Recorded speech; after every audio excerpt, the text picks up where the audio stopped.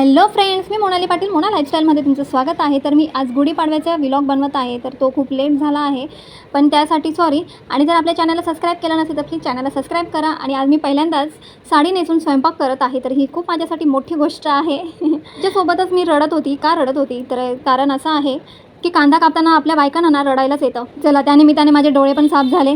ही जी साडी मी wear केली आहे ना, ती मी मेशोवरून मागवली आहे 490 रुपयाला। तर तुम्हाला जर आवडली असेल ना, तर तुम्ही नक्कीच, मी लिंक डिस्क्रिप्शनमध्ये देईल, तर नक्कीच तुम्ही घेऊ शकता। अशी गुढी मी गॅलरीमध्ये उभारली। मी नैवेद्याला ना श्रीखंड, बासुंदी पुरी, बटाट्याची भाजी असं बनवलेला होता बेत। त्यानंतर अमावस्यावाली बाई आली, तर मी मुलाला 7 वेळेस उतरवून घेतलं आणि मग त्यानंतर त्यांना दिलं। हे उतरवलं ना तर मुलांना सुख शांती लागते असं बोलतात, त्यामुळे मग मी प्रत्येक अमावस्येला देते। तुम्ही जर देत नसाल तर नक्कीच पुढच्या वेळेस नक्कीच देऊन बघा, फरक पडतो।